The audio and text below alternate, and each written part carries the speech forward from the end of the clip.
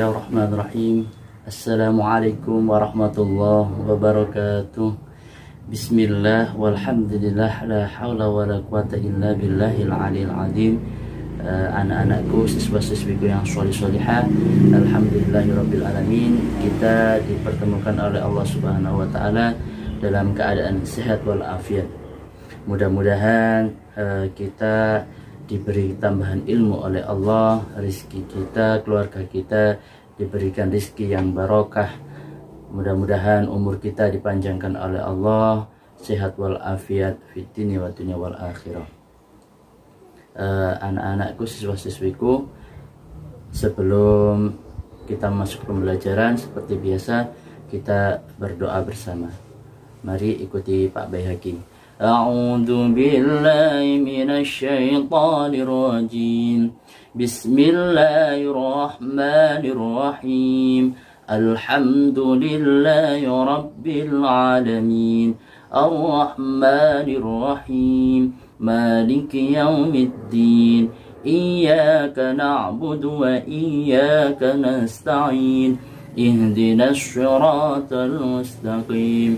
Siratal ladzina an'amta 'alaihim ghairil maghdubi 'alaihim waladdallin. Rabbi ighfirli wa liwalidayya wa lil mu'minina wal mu'minati amin. Bismillahirrahmanirrahim. Rabbi israh li sadri wa yassir li amri wahlul 'uqdatam min lisani yafqahu qawli. Rabbi zidni ilman nafi'a warzuqni fahman thayyiba waj'alni minas shalihin. Amin ya rabbal alamin.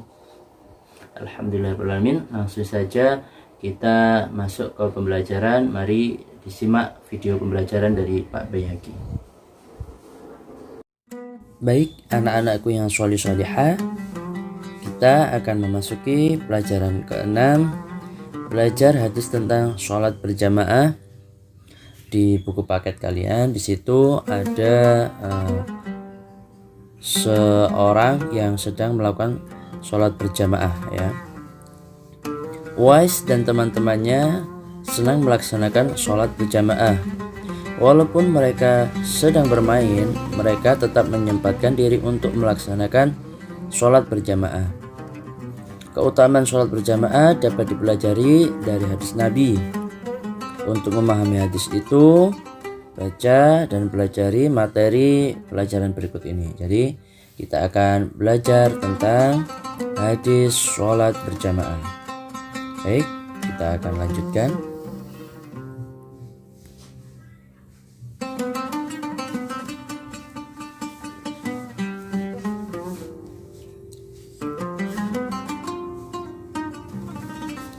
Tujuan pembelajaran, perlu kalian ketahui, tujuan pembelajaran yang pertama yaitu dengan membaca teks.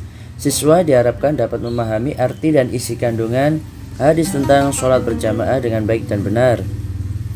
2. Dengan bermain peran dan melakukan latihan, siswa dapat menghafal hadis tentang sholat berjamaah dengan lancar.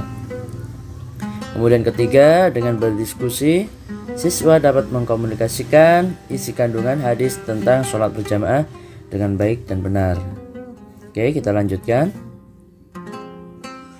Nah, di buku paket kalian di situ ayo mengamati. Coba kalian amati di situ ya. Sholat fardu wajib dilaksanakan setiap muslim. Dalam pelaksanaannya dapat dilaksanakan dengan dua cara, seperti pada kedua gambar berikut ini. Yang satu dilakukan sholat sendiri, yang satu dilakukan sholat berjamaah. Menurut pendapatmu, apakah sholat bersama-sama lebih baik daripada sholat sendiri? Nah ini, bagaimana perasaanmu sholat bersama-sama dengan sholat sendirian? Oke, jelas lebih baik adalah sholat berjamaah. Loh kok bisa Pak? Baik, kita akan masuk ke pembelajaran hadis tentang sholat fardu.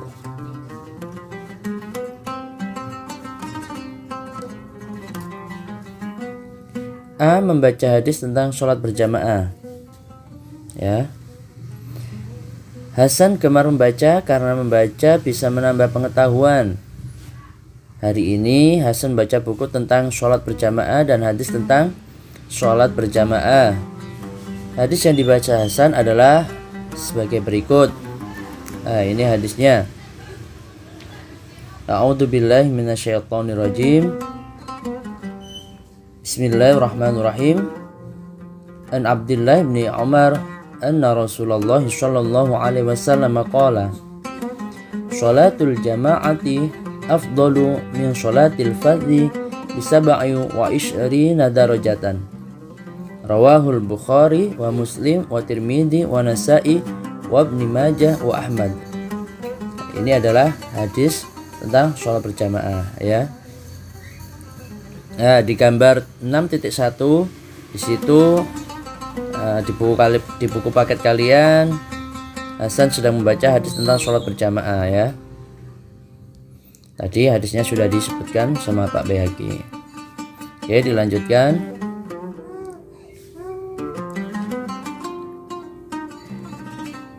B. Menerjemahkan hadis tentang sholat berjamaah, ya. Baik. 1. Baca dan pelajari mufradat dari terjemah hadis tentang sholat berjamaah berikut dengan seksama. Jadi kita akan menerjemahkan pelajaran hadis tentang sholat berjamaah, ya. Sini yang pertama adalah sholatul fardhi, sholat sendirian, ya. Perlu ingat-ingat. Afdalu, lebih utama, min, daripada. Sholatul jama'ati, sholat berjamaah, bisa wa isrina, dengan 27 darajatan, darajah. Oke. 2. Terjemah hadis tentang berjamaah. Kalau tadi adalah mufradat, ya, satu kata, sekarang terjemahan hadis sholat berjamaah. Berikut ini terjemah hadis tentang sholat berjamaah.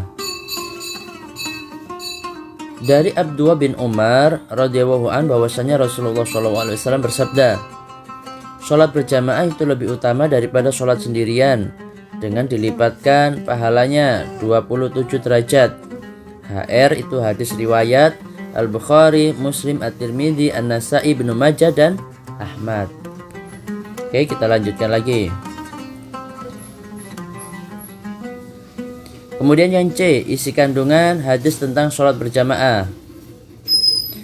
Berdasarkan hadis di atas tadi, dapat diambil beberapa pokok kandungan diantaranya sebagai berikut. 1. Sholat berjamaah sangat dianjurkan oleh Rasulullah SAW. Hukum sholat berjamaah sunnah mu'akkad, ya. Sunnah mu'akkad, sunnah yang sangat dikuatkan, ya. Oke. Kemudian yang kedua, Allah Subhanahu wa taala akan memberikan keutamaan bagi orang yang melakukan sholat berjamaah. Jadi akan diberi kelebihan, ya. Apa kelebihannya? Bisa diberikan kelebihan kesehatan, kelebihan pengetahuan, kelebihan rezeki, dan lain-lainnya, ya. Oke, baik, dilanjutkan. 3. Keutamaan sholat berjamaah daripada sholat sendirian, yaitu 27 derajat atau 27 pahala, ya. Jadi derajat kita akan dinaikkan 27 kalau sholatnya berjamaah. Kalau sholat sendirian, Pak, ya cukup satu saja, ya. Enak mana, sholat sendiri atau sholat berjamaah? Jelas enak sholat berjamaah.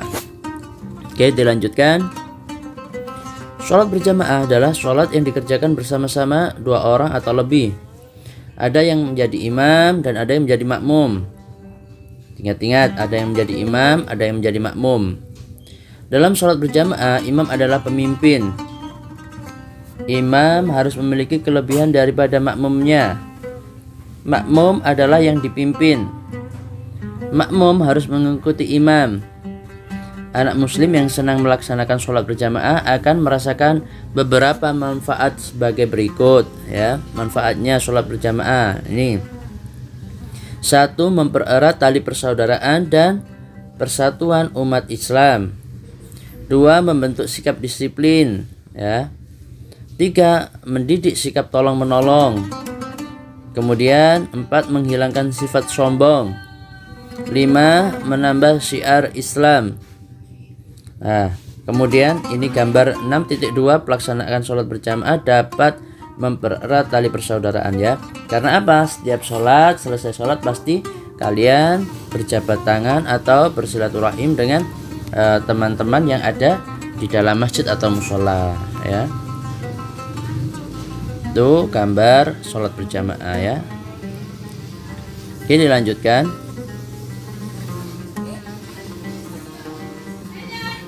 D. Menunjukkan perilaku yang mencerminkan pemahaman terhadap hadis tentang sholat berjamaah. Jadi ini cerita ya. Kalian bisa mendengarkan saja, tidak perlu dicatat ya. Catat yang seperlunya. Hasan, siswa kelas 3 Madrasah Ibtidaiyah. Hasan rajin sholat berjamaah. Suatu malam ketika Hasan hendak pergi ke musola, tiba-tiba hujan turun sangat deras.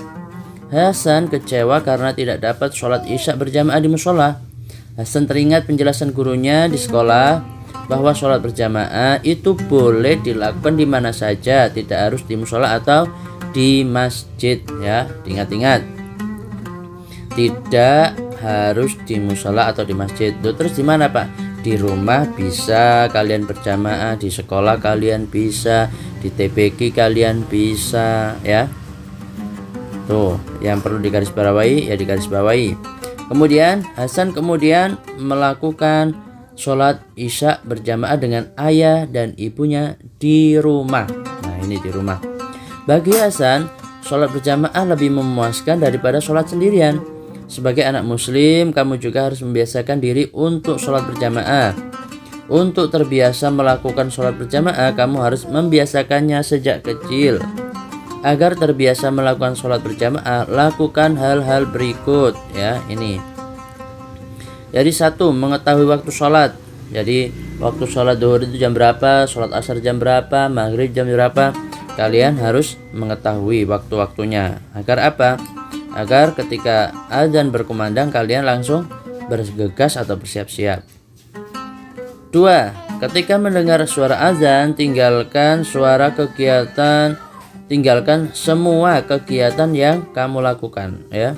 Jadi kegiatan apapun kalian harus tinggalkan. Main, kemudian kalian sedang mencuci, menyapu, kalian tinggalkan dulu.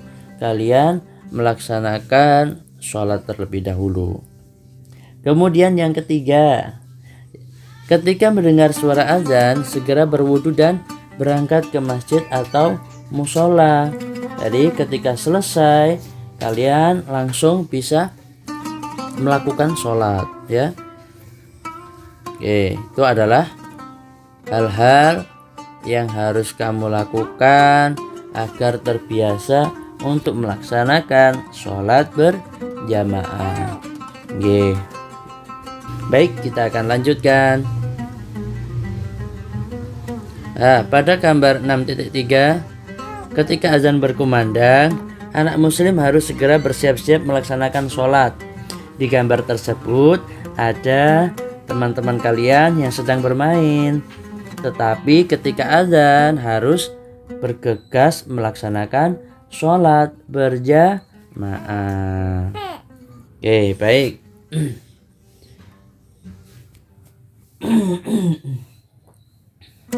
Alhamdulillahirabbil alamin.